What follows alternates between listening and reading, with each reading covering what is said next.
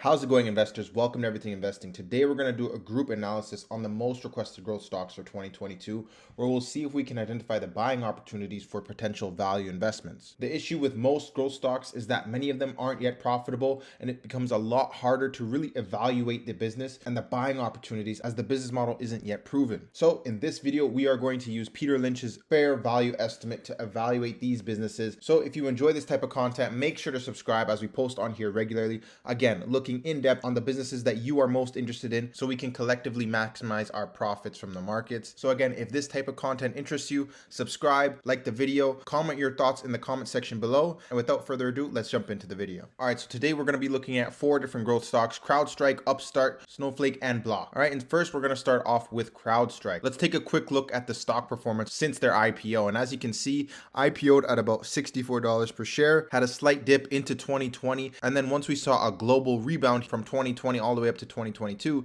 the stock went from about $50 per share all the way up to $242 per share, 600% increase. Then since we've seen a slowdown in the economy, we've seen a significant slowdown here where the stock has been dipping almost to the point where we're at about 50% decline from those highs back in 2021. So if you were a buyer down here at $50 per share, you made some significant gains here. And as far as today's video goes, we're trying to see if we can capitalize on something like this happening again in the near future. So let's take a look at their business. Okay, they're the number one market leader in endpoint security. All right, and they're using cloud scale AI in order to help protect the data of their consumers. All right, if we take a look at their TAM, they say it's expanding. Right now it's at about 60 billion, but over the next 2 years, they're saying it's going to grow up to 71 billion and that it should grow further in the future as well. All right, their customer base is rapidly expanding. They're at 51% year over year growth for their subscribers. They're also at the point where 537 of the global 2,000 businesses are their customers, 69 of the Fortune 100, 258 of the Fortune 500, and 15 of the top 20 US banks are all using their services. I mean, when you have more than half of the Fortune 500 companies using your services, I mean, you must be doing something right. And now if we take a look at the financials, they were able to produce about $2.1 billion in annual recurring revenue. Keep that in mind for just a little bit later. That is a 59% ARR year over year growth. Subscription revenues have been growing 60%. They have non-GAAP operating profits now. They're able to generate about 136 million in free cash flow. And so they have a lot of good things going for them, along with about 19,000 customers. Okay.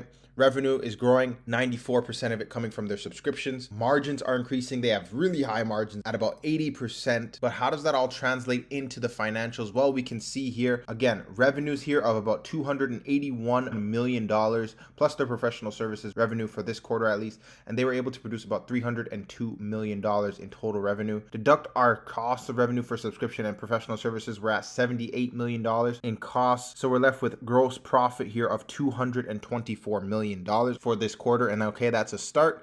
But then once we deduct for our SG&A, research and development, sales and marketing, etc., $255 million of operating expenses leads us to a loss from operations. And as you can see, if we look at this historically, quarter over quarter, they are consistently losing money here in terms of losses from operations. So despite their high margins, despite rapidly growing their consumer base and revenues, etc., they're still not able to churn out a profit just yet. So if we take a quick look at their fundamentals, we can see they have had massive growth here. Again, 125% this year, 110%, 92%, 81, 66%. So growth is tapering off just slightly, but still very high for a business. And things are translating well from revenues to gross profits. The real issue here is once we get down to our operating costs, right? These have also ballooned from 136 million in 2017 all the way up to about $800 million in 2021. That's just SG&A. Then when we add in research and development, again, operating expenses are higher than our revenues. So we're left with an operating loss. All right. And that brings us to our valuation here. Okay. So for Crowdstrike,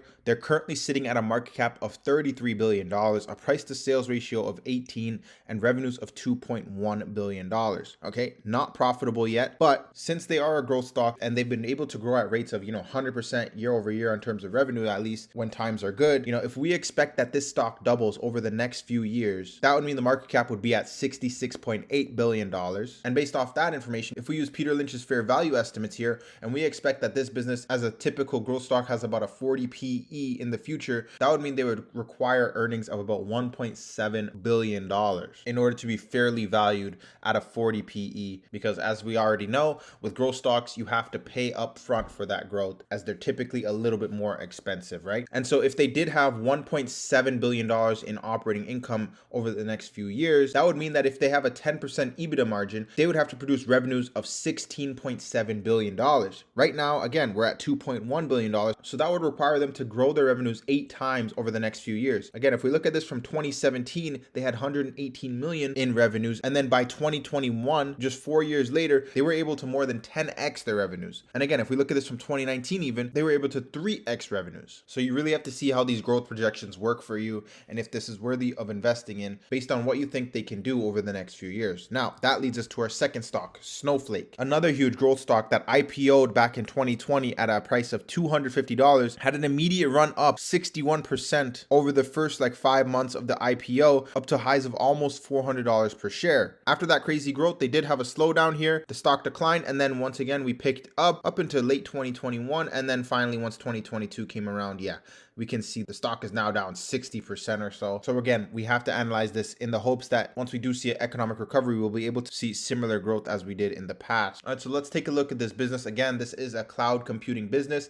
And what do they do exactly? Well, they take their customer, partner, and third-party data and input that into their platform where they have data engineering, cybersecurity, data warehousing, etc., so that they can provide their customers with all of their data cloud needs. Okay, we can see they have an expanding partner ecosystem, some big names in here, AWS, Microsoft, Azure, Google Cloud, just to name a few. And then we can see some of their customers, some big names in here as well. And they believe they have a total addressable market of about $250 billion, mainly comprising of data warehouse, data lake, and Unistore services. And if we take a look at their Q2 highlights, we can see here they've had 83% year-over-year growth on their product revenue, 171% net revenue retention rate. So not only are they growing customers, but they're also retaining the customers that they had previously, and customers are spending more money with them as well. They have strong gross margins, as we saw with Crowdstrike as well, at 75%. So all things looking good on that front. Annual revenues now up to $1.2 billion. And we can see here quarter over quarter, they are growing the revenues again as well. Customers are growing and margins are also increasing. So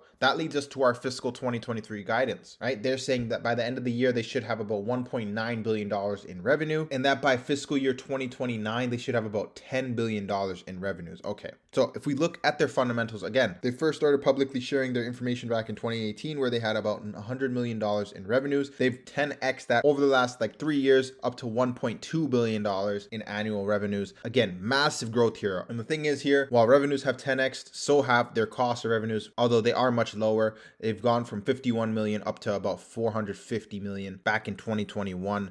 So they are producing gross profits here. Those are growing. But then by the time we get to SG&A, research and development, we have quite a substantial bit of operating expenses here. So they have an operating loss at the end of the day. And that is just continuously growing as well year over year. So while they're able to grow at massive rates, 100% per year, it's not translating well on the bottom line here. It's kind of like if you opened a lemonade stand and it costs you $10 to produce a cup of lemonade and then you're selling it for $5. I mean, yeah, you're going to sell quite a few cups of lemonade, but at the end of the day, you won't be a profitable business. All right. And so that leads us to our evaluation here for Snowflake, currently sitting at a market cap of $51 billion, a price to sales ratio of 30. So a little expensive there, at least. Revenues of 1.9 billion. Again, they are expecting to get that to 10 billion by the end of 2029. I'm not producing any earnings just yet. Again, if we expect a double on our investments, that would make the market cap $102 billion, in the next 5 years or so. And then based on Peter Lynch's estimates, we'd expect a 40 PE so that this stock would be fairly valued. So that would mean they'd have to have 2.5 billion in earnings. If they had a 10% EBITDA margin, that would be $25 billion in revenues. Okay, 13x from where they are currently. And the business doesn't even believe that they can reach that themselves. They're saying they're going to have $10 billion in revenues by the end of 2029, which at that point would likely be about a $1 billion in earnings if we're using a 10% EBITDA margin and only a 5% 5x in revenue growth from where they are right now. So by that logic, I think Snowflake may just be a little bit overvalued with a $51 billion market cap currently. Next up, we have Upstart. This business IPO'd back in 2020 as well. We saw massive growth right from the get-go, from $40 per share all the way up 784% within the year, up to $390 per share. But then once we did see that economic slowdown, massive slowdown here, down 92% to now lows of $22 per share. Again, can they achieve, massive growth over the next few years? That's what we're trying to find out. All right, so Upstart here is an AI lending marketplace partnering with banks and credit unions to improve access to affordable credit. All right, they have over $30 billion of loans facilitated on their platform, rapid profitable growth. We'll see exactly what they mean by that in just a second here. Instant and automated approvals. And these are kind of the things that are really driving consumers to their platform. And as you can see, they actually estimate that they have about a $5 trillion TAM. And it makes sense because credit's not going anywhere. Everyone needs loans, whether it's for personal, auto, or mortgages, and they're trying to make that more accessible to their consumers. Okay, so they have about $700 million worth of loans on the balance sheet. We can see over the past few years, this has been growing as well. Unfortunately, it looks like people are not lending as frequently as they used to. Year over year and quarter over quarter declines here, but that still equates to about 185,000 loans currently for this quarter, at least in terms of their personal loans. Auto loans were at 2.8 thousand, slightly higher than a year ago. And we're actually seeing a significant decline here in revenues, at least year over year as well. We can see it's been trending down over the past few quarters as well. And that's also attributing to the 92% decline in the stock price, as we just discussed. Again, I always mention it on this channel, when growth stocks no longer grow at the rates that they used to, the stock will typically fall off a cliff. And, now we're down 92%. You can see exactly what I'm talking about here. If we look at their historical earnings here, since 2017, they had about $57 million in revenues, almost 20x this, up to $850 million. Back in 2021, we can see massive growth and translated extremely well into gross profits because they have significantly high margins, to operate this business. But by the time we got to SG&A, research and development, etc., we can actually see here they were almost break even back from 2017 to 2019. They actually produced operating income here back in 2020, 2021 as well, but they've definitely had a significant slowdown here in 2022, and it looks like they won't actually end up with operating income. It's looking more like a loss from operations by the end of the year. But based on what they've been able to do historically, they're sitting at a $1.8 billion market cap right now, a 1.87 price to sales ratio, and that's from $850 million in revenues. And if we estimate that for the remainder of this year, they won't be able to produce any earnings, and we expect this stock to double over the next 5 years to $3.6 billion in market cap. If we use Peter Lynch's fair value estimate, that'd mean they need to produce about $90 million in earnings in order to be fairly valued. And if they were able to have a 10% EBITDA margin here, that would mean they'd have to produce $900 million in revenues. They're actually right at that level right now, or at least they were in 2021. But the issue is they're not able to produce those earnings, and they're now seeing a slowdown in their fundamentals as well. But if we estimate that once we see an economic rebound, that this business can actually start growing again at the massive rates they were previously, this might actually be fairly valued right now in and around that $1.8 billion market cap, considering they're trading at a very low price to sales ratio. But again, it all depends on how they're able to grow in the future and how they're able to, produce profits going forward. So that's something to keep in mind and keep watch of over the next few quarters as we await for the economy to rebound. And then finally, that leads us with our last stock here, which is Block, formerly known as Square. And if we take a quick look at their historical performance, they IPO'd back in 2015 from $12 per share. This thing grew all the way up to $276 per share, at which point growth started tapering off, and we've seen a 71% decline now, and we're now down to about $71 per share. So again, we're looking to see if we can capture some significant growth again, like they did back in 2020, where they grew 600% within the year. And if we look at this business again, one of the largest fintech companies, enabling businesses to accept card payments using their technology. They also own Cash App, and they offer a few other payment processing solutions to customers as well. We can see here they have gross profits of about $1.5 billion. That's growing year over year, but then by the time we get down to net income, still negative right now. But we can see how this has been growing year over year as well, and you can attribute that to both their Cash App and Square gross profits. All right, so some nice growth here. As you can see, they're increasing their Cash App card attach rates, so more people are using it on a monthly basis. They're seeing higher rates of gross payment volume in their Square business, so that's solid. If you take a look at their historical financials, we can see here this stock has been able to grow revenues year over year at massive rates, but the same can be said with their cost of revenues. And so while gross profit has definitely massively increased from 128 million back in 2013 all the way up to 4.4 billion in 2021. We also see here they spend a lot on SG&A, research and development and such. And so by the time they produce the $4.4 billion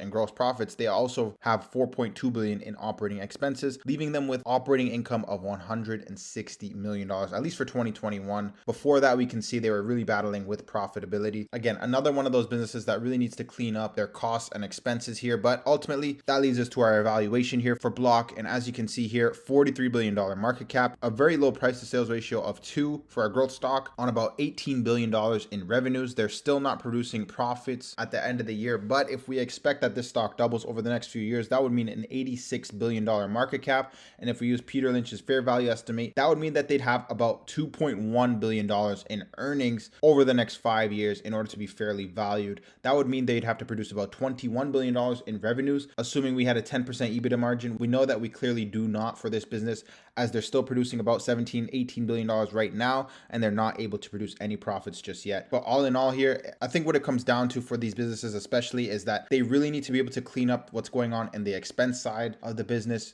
cutting back some costs so that they can actually achieve some profitable metrics, because without it, they're just going to be, again, selling products for $5, but paying $10 in order to sell them. So again, we have to keep in mind for growth stocks, we have to pay upfront for the growth, but as investors, we also have to understand at what price point will they become profitable and when will we see a return on our money here, right? All in all, Upstart is probably the most fairly valued one currently.